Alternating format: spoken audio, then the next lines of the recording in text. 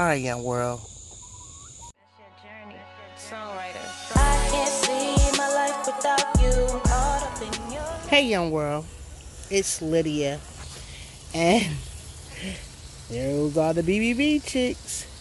So what looks like happened today, some type of way, maybe the water was low and they knocked it over. And they didn't have access to water.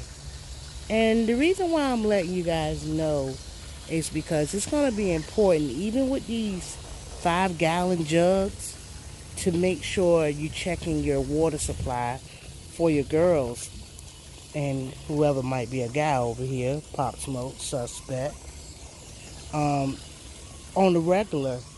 Because, and chickens will let you know, if you hear them making more noise than normal, it's normally something is going on over here. Either they are hungry and didn't get nothing to eat, or they're thirsty, or they laying an egg, or they mad at somebody because they in the doorway and won't get off the nest. They have ways of communicating. And it was like, I don't know if they heard that door shut or what, but I started hearing them, and I walked all the way over to them to see. Now, this is my contraption. Now, they can get out right there, but they're not interested in getting out right now. And I took my fencing that I'm supposed to do other things with.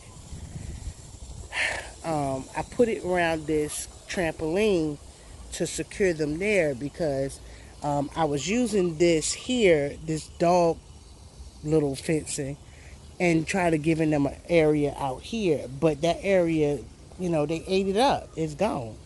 So what I did was I created, my husband wrapped this around there. After they eat up the vegetation there, we're going to section off small parts of the grapevine. I'm not going to do it big because, of course, I don't want to be chasing them when I'm not going to be home, because I'm not going to leave them unattended. So the next area that I'm going to put them in after they eat that vegetation, I'm going to bring it this way. So when they come out that door, they head their butts over there, because they sassy and they grown. Now keep in mind, they can fly over this. They can jump over it. They can jump up, find ways out through cracks that you don't even know you secured. But I haven't crossed that problem yet. I don't think it's going to take them long if I leave them out today. Now, while I'm in the house, the water flowing over and they're getting their head wet. When I'm going in the house, what I'm going to do is I'm going to close that all the way off, just in case, in case the dogs get nosy. They can't get in there, but they can break it down if you leave it unattended long enough. You give any predator room to get the job done, they're going to get it done. But that's not what I'm worrying about right now, so I'm not going to leave them unattended for hours and hours. So, but I do want to make sure if they got to lay, they lay. So I'm going to be out here for an hour or so I'll be able to keep an eye on them and the dogs. And if I'm not going to be out here, I'll taper them off and let them all stay up under there so they can have a chance to stretch their legs, run, and do whatever, okay? Look at Pop Smoke. Throat dry. And they've been drinking for a long time. So that tells me, but food is in there. Maybe my husband didn't notice it was low, and then right after they ate or something, they knocked it over. I don't know exactly what happened. I'm just glad that they're getting all the water that they need now. Look at one of the flosses. This one was my broody hen. That's the original Flossie right there. She was my original Flossie. She didn't leave the nest. She didn't do much. She ended up being broody. I ended up breaking her, but I lost my content on that. But I'll show you guys in the future, if another one goes broody, exactly what to do. And other than that, I'm well. My family's well. My girls are well. Suspect boy. That might be a boy right there. And the only reason why I say Pop Smokes is a boy, not only because he's big, he be mounting the back of these chickens sometimes. And I don't know if that's common or not. I haven't did the research yet, but they are very thirsty. And I'm gonna fill up the extra one over there, and I'm gonna taper them off and get this back in the house. But they're over here, they're enjoying this coolness. It's a warm day today. Not extremely hot, but it's definitely warm. All right.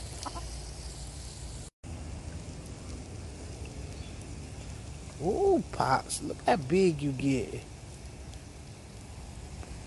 Pops' feet even big. Pops, you still thirsty.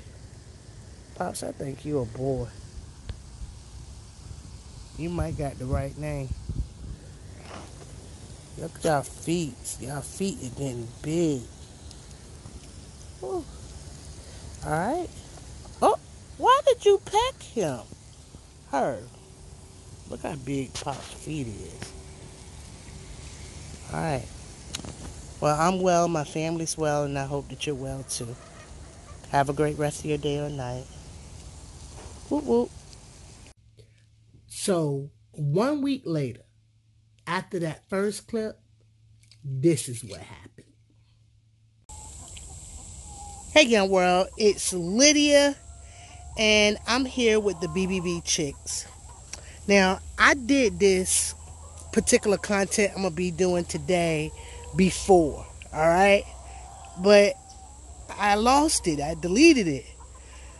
But I just found out that we have the same situation again. And I just finished trying to identify which one of these hens has gone broody.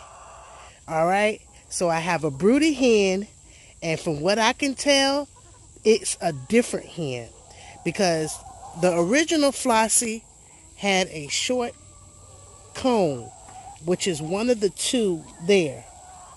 Well, three of them is getting over there, and it was short and it was not pronounced. So I have a total of five. I have a total of 5 buff orphantons, which are the orange ones, and one of them are broody in there now. I have 3 broad rocks, and I now have, 3 broad rocks. I have 4 broad rocks. I originally had 5 when my puppies was a little younger. One, playfully or killed it, period. And now I have 4 big New Jersey Giants, which at one time I had 5 of them as well. And recently, they got out. I had them my husband had them in the little enclosure, and they got out. And when he gathered them back in, he miscounted 1, which was left out, and later discovered that the dogs had killed him as well. So I'm down to 13 hens, and that's what it is. So I have one that's broody, and when they're broody, they're not leaving the nest, they're not doing anything but being mean and swole. Yeah, that's the original Flossie right there. I think, no, that's not. That the cone look a little different. Let's see which one it is. Let's see. All right, let's see. Who in here broody? All right, normally I keep gloves here just in case I think, whew, that was a bug on me. Just in case I think,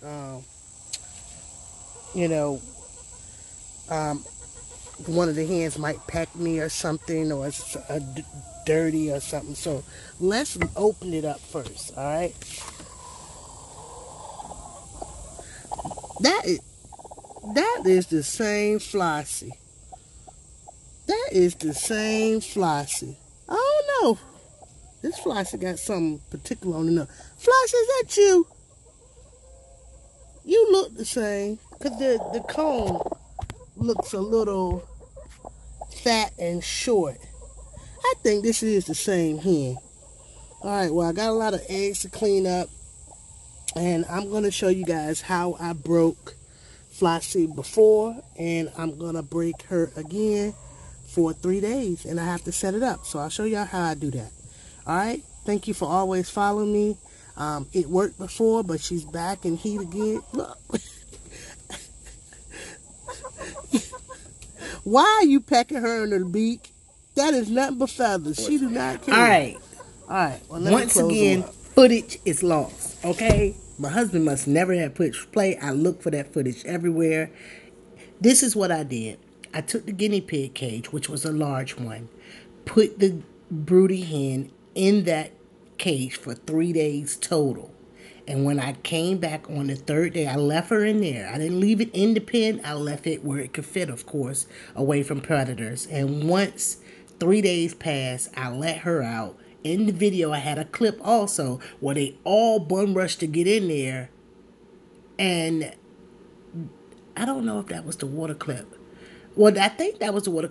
Anyway, the broody hen was not broody anymore after staying in that guinea pig cage, separated from the flock for 3 days. Even though they wanted to get in with her, they wasn't. I'm well. My family's well. And I hope that you're well too. Holla!